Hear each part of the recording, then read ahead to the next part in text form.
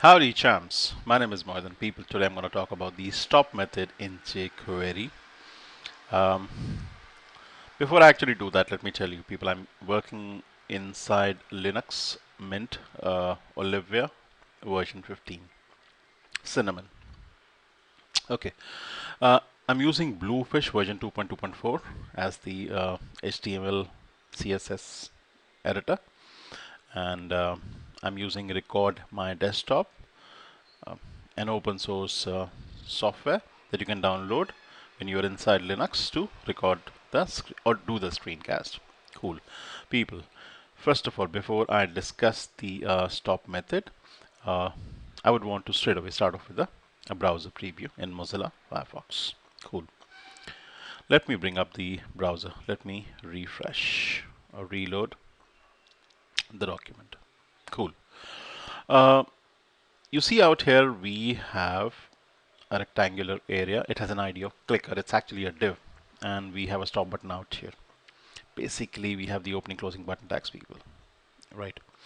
And notice what happens when I actually click this rectangular area. It's basically a div with an ID clicker, as I just said. So it slides down, opens up a message that says hello world, slides up and then slides down all over again. So basically you see there's animated queue. There's an animation going down, going up and going down again, but it's in a queue. Okay, and this stop button is specifically meant to stop that queue. Just give me a minute. Let me insert one more BR tag. I'll explain the code a little later. Let me first finish off with the browser preview. Let's say save the current file, and this should actually look better if it goes out here. Yeah, more organized actually. Let's bring up the browser once again. Let's refresh. Let's reload. Yep, I needed to see the space between the stop button and this div with an ID clicker. Now when I click, notice how it goes down, goes up, and goes down again, and it stops. Okay, let me reload again. Now this time I'm going to use the stop button. I'm clicking and I'm hitting the stop button immediately. You see it went halfway and it just went up, and it went down. So the stop functionality kicked in. Okay, and now this the stop method in jQuery has two more parameters at least. Uh, they are both booleans. The first parameter is whether you would want the next animation in queue to stop or be completely removed, and whether you would want the current animation to finish, go to the finish line or go till the end immediately. Uh, I think things will become much more clear if I show you the jQuery file. Um, yep, there we are. You see, this is the jQuery file when the document is actually ready, and when I click on the div with an ID clicker, I'm firing off slide down, then slide up, and then slide down methods, and making them happen in 2000 seconds each. But if somebody clicks on the button, I'm making it stop. And these are the two, arguments that I was talking about. I can completely remove these arguments. I can just use the stop method without using any arguments at all. So stop parent semicolon, in which case the arguments inside will automatically be defaulting to false. Okay, as I said, the first parameter makes the animation, if it's actually true, it will remove the animation queue, any other animation that's in queue. So any following animation in queue. In fact, people, I'll be rewriting this code all over again. Okay, and this argument basically means whatever animation is on at the moment, if it's sliding down or sliding up, it will take you to the finish line, take you to the end immediately, just like a popcorn pops, pop, just finish off the animation without, sliding down smoothly, just like pop, right, that way.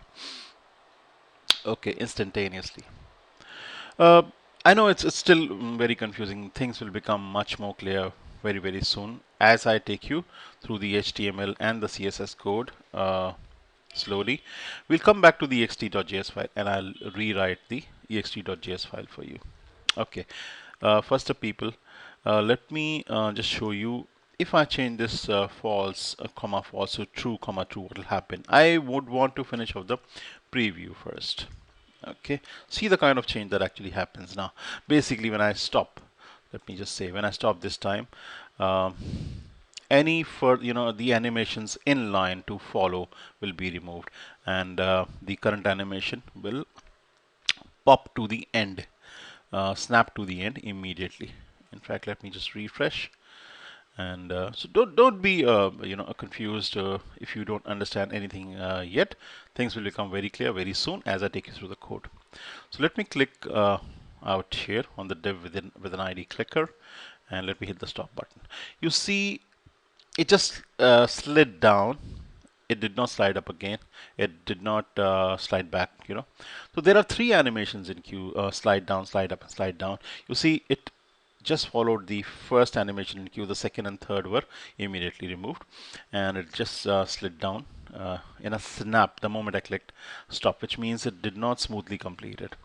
I'm absolutely sure most of you are still not very clear what is happening out here, except the fact that there's some stop mechanism kicking in, which indeed it is.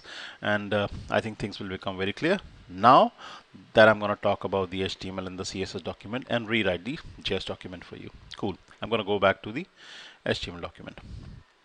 Now, I'm using HTML5 doc type out here very clearly. Head opens out here, closes out here. I've not used the title type, people, just keeping things simple. Okay, but you should. Nevertheless, I've used the link tag out here. Why do we use the link tag? Link tag is actually used to link up with an external CSS file. I am using an ext.css external style sheet file. This is my local site folder, people. It's shown out here too. And we have an external JS file, and we have an external CSS file, and this is the HTML file. So how do you link up with an external style sheet file? The only way you can actually do it is through the link tag and the import, there's an import command too. But we're not going to talk about it now. So I've used the link tag. The type is a text CSS relationship style sheet, REL relationship attribute, and the href is used to point to that external file and actually pointing to ext.css. You can see the local site folder out here as well, people, which says ext.css, ext.js, external JS file, and the HTML document. Cool. What's going on in line number 6? Very simple. It's pointing to the latest jQuery package 1.10.1 through CDN Content Delivery Network. Basically, you can fetch the package or fetch the library just by using a URL the way I've actually done, not using a physical file, but just pointing to that URL on the internet, which is http // whatever 10.1.2 jQuery minified version, that is. No problems. So you need to point to the latest package or the latest library, jQuery library. You need this for sure. This is the backbone, the spine. Now, line number 7 is doing pretty much the same thing, pointing to the external JS file that we have written. Now, this is something that you need to manually write it out, unlike this one that's pre-written. Okay, so this is the JS file that I'm gonna rewrite it again. Okay, and we have the HTML opening closing body tags out here, and pretty simple code, people. I have opening closing button tags inside the body of the document that construct the button, and one simple word out here which says stop. Okay, this is the button that we're going to click to stop the animation going on. We have a div with an ID clicker, and inside some text which says click to slide up the panel. And then we have another div with an ID panel just underneath it, which says hello world. Right. Very cool. Very simple HTML, people. Much the same way as we have the CSS. Very simple. I don't think I need to rewrite it again. I'm assuming that you are pretty good with, pretty decent, pretty average with CSS HTML. Okay, this tutorial assumes that you know HTML CSS quite a bit. So I'm defining a group selector or a multiple selector out here, basically targeting both the divs with an ID panel and clicker with 300 px for both of them, padding 5 px for both of them, text align center for both of them, background color consist for both of them, and a border of solid 1 px light slate gray for both of them. I have an extra semicolon out here. Let's remove that. Okay, and only for the panel I have a display of none. Basically, initially up front I wouldn't want the bottom div to show up, so display has been set to none, make it disappear. Okay, and the height I thought should be 400 px for the bottom div or the bottom panel, right? So very simple CSS out here. So let's say file and a save. Okay, now let's get to the ext.js file. Now I would want the panel after somebody clicks on the clicker to slide down, slide up, and slide down again. Basically, three animations queued up that are going to happen up, inside 6 seconds. 2 seconds to slide down, 2 seconds to slide up, and 2 seconds to slide down once again. That's going to kick off when somebody clicks the clicker div. But if somebody clicks on the button, then I would want the panel to stop, and stop in a manner which will depend on the way the arguments have been used inside. Sometimes they are true, true, sometimes they are false, false, sometimes they are false, true, sometimes they're true, false. Okay, so what's going on out here? I think things will become very clear very soon. Let me rewrite the JS document for you first. Okay, I'm going to remove this bit of code now. Right. See, everything that you write inside the JS document has to be fired off only once the document is actually ready. So you need to use the document ready routine. So fire off an anonymous function once the document is actually ready, or the elements are accessible and ready to be manipulated. Okay, I'm going to target the div with an ID clicker first, which is this one, people, this one. Okay, let me go back to the JS file. Very cool.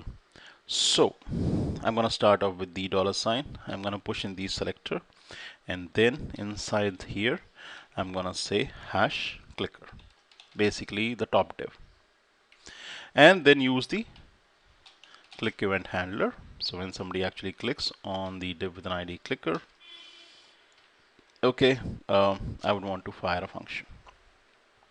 Cool. So the function keyword, people, yep, and just put a curly brace out here. Bluefish is not exactly a JS editor, so it's not very easy to write out. JavaScript code does not actually pop up code hinting the way it actually does with Dreamweaver or some other editors. Anyways, let's save the document up. So basically, when somebody clicks on the clicker, I would want something to happen. What would that be? I would want the panel to slide down, slide up, and slide down, slide up, and then slide down again. Basically, creating an animation queue, people. So, okay, pressing the tab key and the $sign again, pushing in a selector now. What do I want to select? The div, the second div, which has an ID of panel, people. So that's a panel out here. Okay, I would want it to first slide down. So capital E, people, camel casing, very important, inside 2 seconds. Okay, then a dot, and then slide up. So basically I'm using the chaining method out here. So sorry, let's slide up again, slide up inside 2000 milliseconds, that's 2 seconds, and then slide down again. Okay, so slide down, camel casing, very important that you capitalize D and U out here, and again inside 2000 milliseconds, put a semicolon out here. Let's test the code out, let's test the truth out. Let's save it up. So if I actually click on the clicker, does the panel slide down, slide up, and slide down again? Does our animation queue actually fire the way it should? So let me take up a browser preview. Let me click out here. So it slides down, slides up, and it should slide down again. So the animation queue is working just the way I actually wanted it to. Very good. Okay, let's go out further. Let's go back to the ext.js file. Now,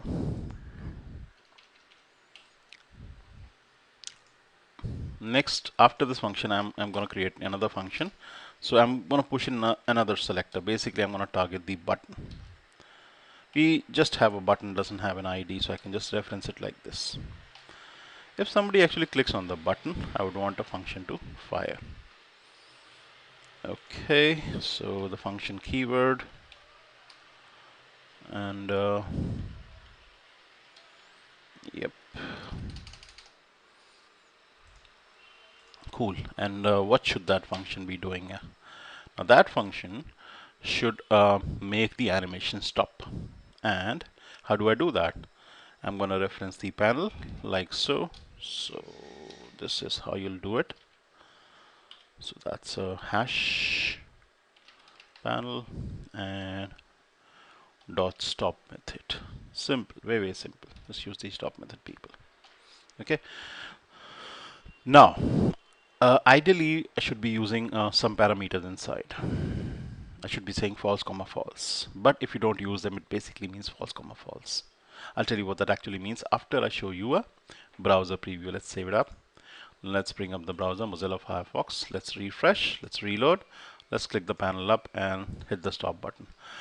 The moment I hit the stop button, notice what happened. It was going down. Suddenly, abruptly stopped, went up, and went down the whole distance, which it didn't go in the the first animation queue. Okay, so this is how the stop method actually works. It stops the current animation, but it follows through with the other two. Now, it's as good as saying false, comma, false. So if I just say false, comma, false, it's the same thing. I'll tell you what this means. The first argument false basically means that if somebody clicks the the button, stop the animation, but continue with the other two. We have three in line, so slide down, slide up, slide down. This false actually means, okay, stop the current animation, but continue with the other two, this one and this one. And what this means is, yes, the animation should be stopped, but stopped in a way that it should not finish the current animation. This argument basically is gonna finish the argument, the animation immediately. It's gonna, pop down, snap down instantaneously. Okay. In fact, let me show you what I actually mean. If I turn this to true, although it's gonna let the other two animations happen, but it's gonna stop the current animation and snap it to the end. The finish line, basically, go to end, jump to end, that way.